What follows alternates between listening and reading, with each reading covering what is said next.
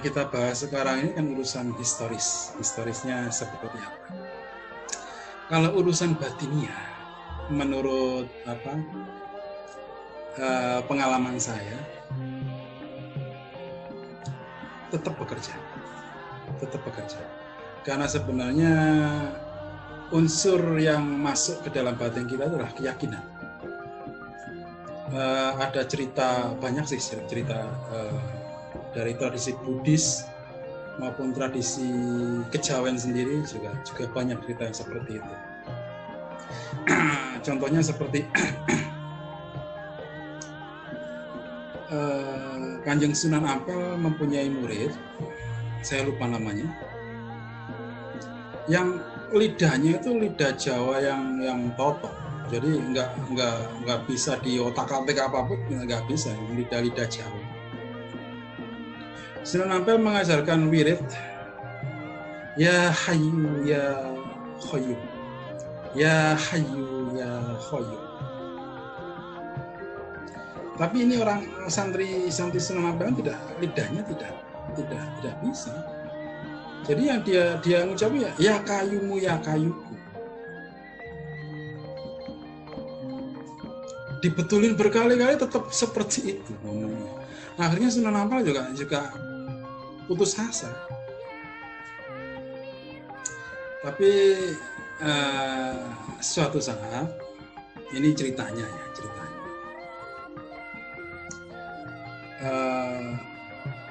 Ketika Sunan Ampel sedang berlayar di sungai, mungkin sekali disebutkan sungainya, mungkin sekitar Kalimas atau Berantas. Ini terompahnya ketinggalan. Si murid yang lidah totok ini, dia ambil terompahnya Kanjeng Sunan Ampel, perahunya belum begitu jauh, dia langsung lari, menyerahkan terompah, terus akhirnya balik. Dia tidak sadar bahwa jarak antara daratan dengan perahu itu sudah ada air. Jadi dia lari itu di atas air tapi nggak sadar.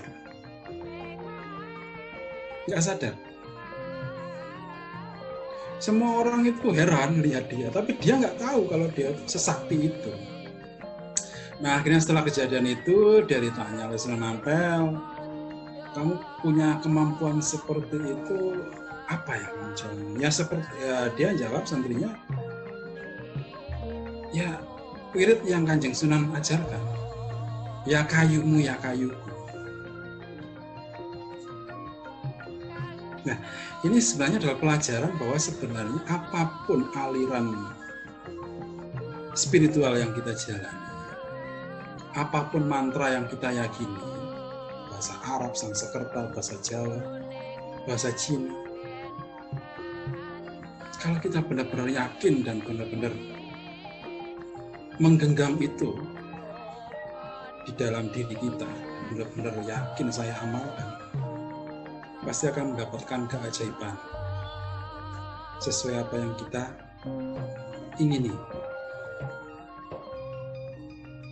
Jadi kalau sudah, yang tak baca Islam, tapi aku baru tahu sekarang kalau ini sebenarnya adalah mantra Islam. Apa manjur enggak? Apa bisa mendekat tingkat batin saya? Bisa kalau yakin. Yang kita bicarakan malam ini kan secara historis saja. Historisnya seperti ini. Tapi kalau secara batin, spiritual itu melewati batasan-batasan agama, batasan bahasa, batasan apa. Kalau kita mempermasalahkan tentang kata-kata, saya itu malah kasihan sama orang Cina. Lidahnya itu kadang-kadang totok banget. Jadi kalau mengucapkan mantra Sanskerta itu udah jauh dari ucapan yang sebenarnya. Kayak swaha jadi sopohu.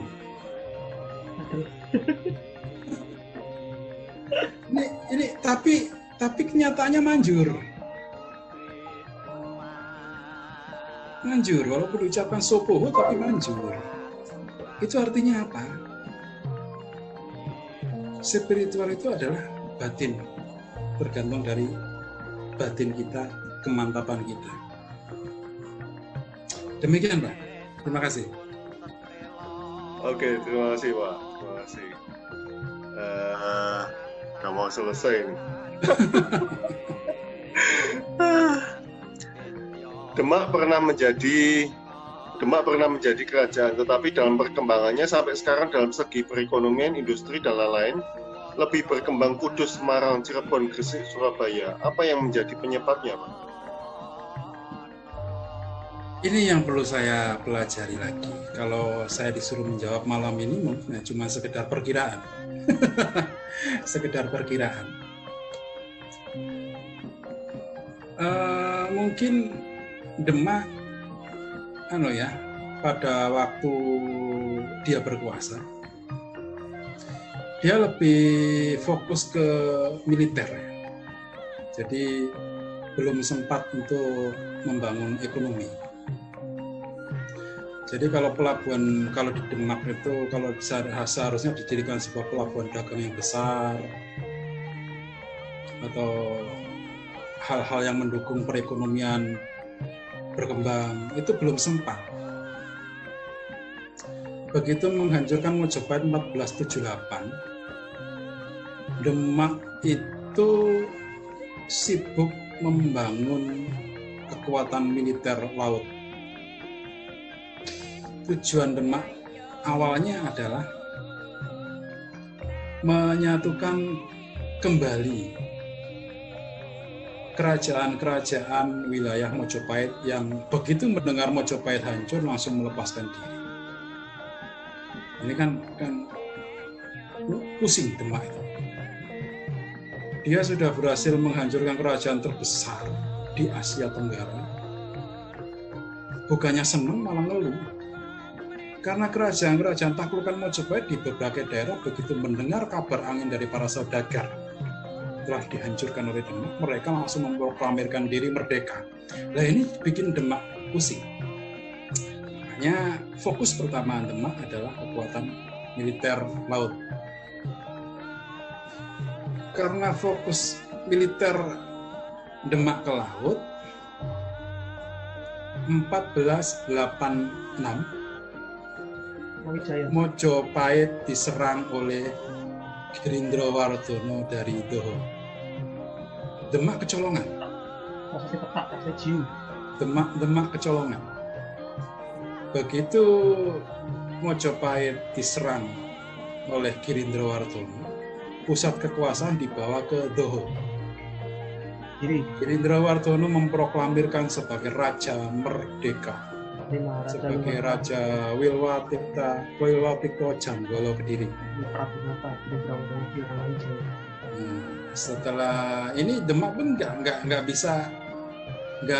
bisa mencegah itu karena fokusnya masih ke lautan.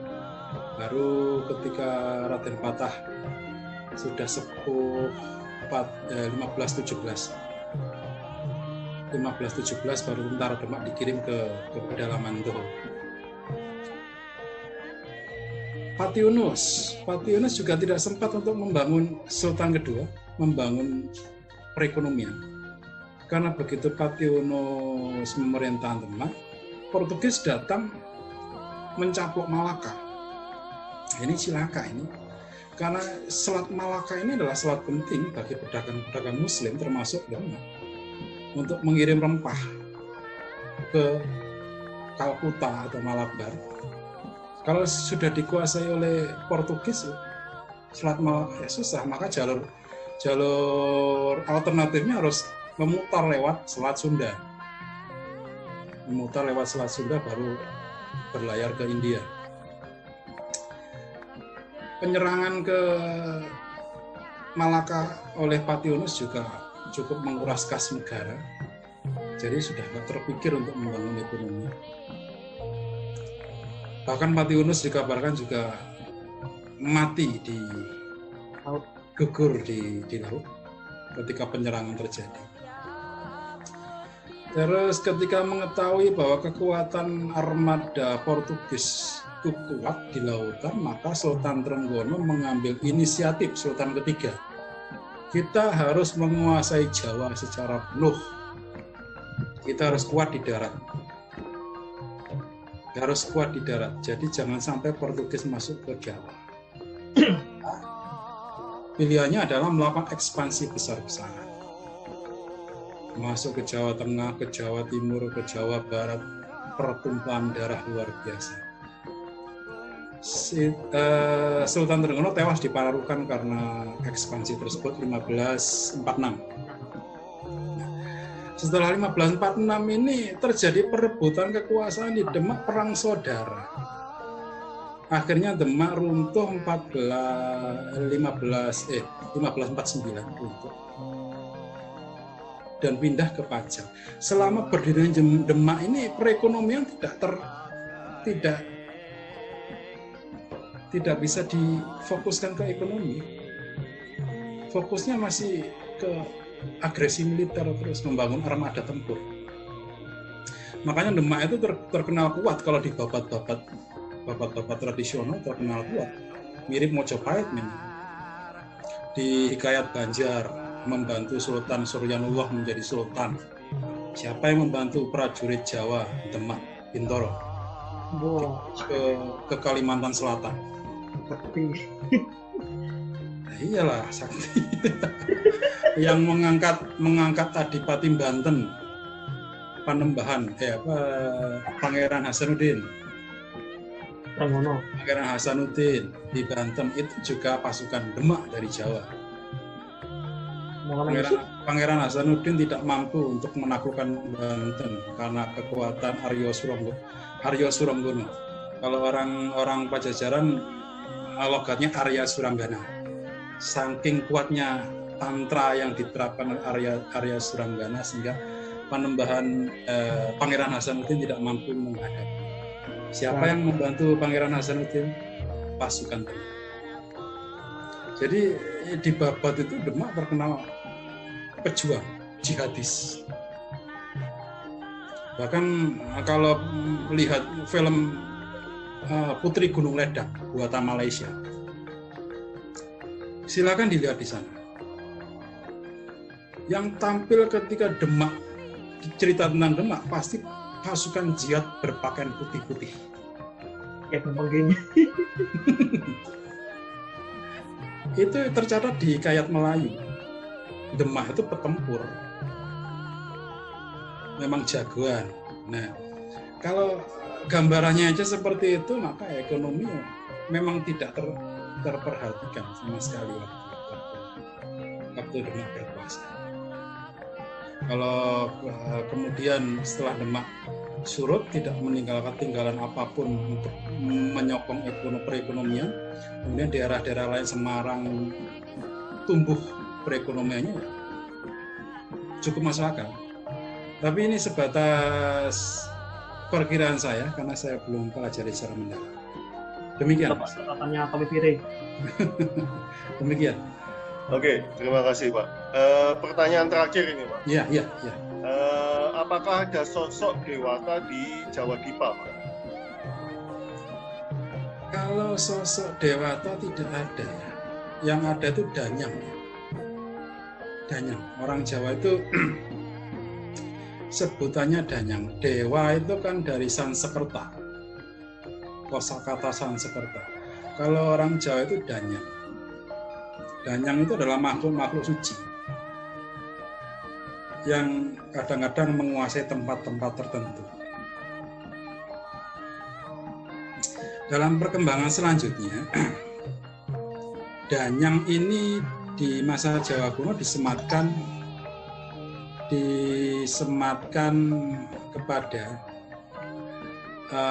tokoh-tokoh suci yang masih hidup. Jadi kalau kita lihat di rontal-rontal Jawa kuno, ada yang disebut Danyang Drono, Danyang Abioso, dan sebagainya. Berlanjut ke masa kejawen, pengertiannya semakin hancur. Danyang ini adalah makhluk halus jahat yang menguasai daerah-daerah tertentu. Jadi makhluk halus yang negatif. Pedanyangan itu sudah negatif. Ada sebutan pedanyangan, ilmu pedanyangan. Dia punya ilmu tapi ilmu pedanyangan. Nah itu dalam Jawa yang sekarang itu sudah negatif.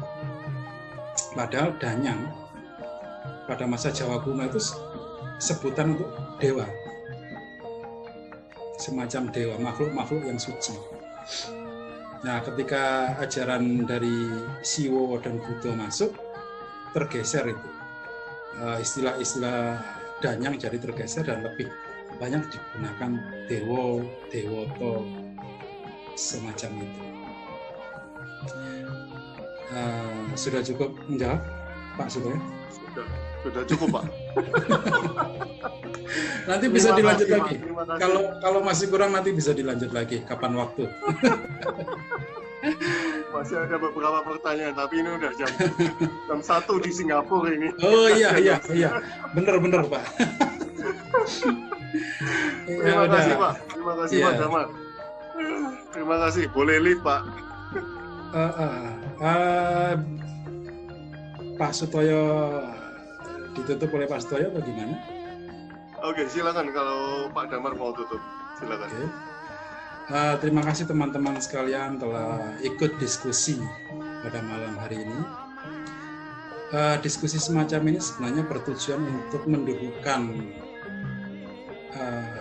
permasalahan yang sebenarnya agar kita sebagai bangsa Jawa ini besar, makanya patut disebut bangsa sebenarnya.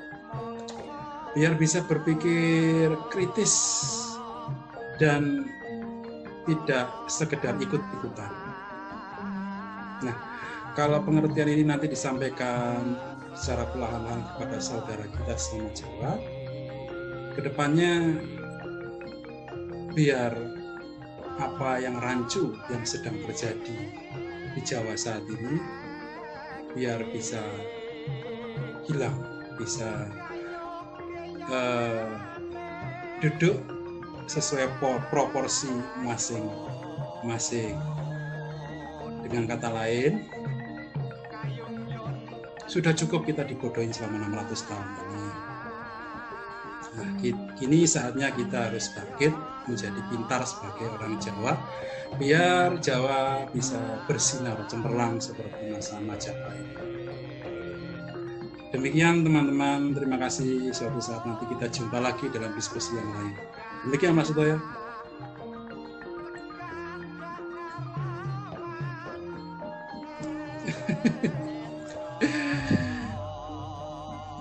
Terima kasih teman-teman, terima kasih Pak Damar, sangat memberi inspirasi dan knowledge sangat luas. Terima kasih, selamat malam. Ya, selamat malam semuanya. Ya, terima kasih. Rahayu.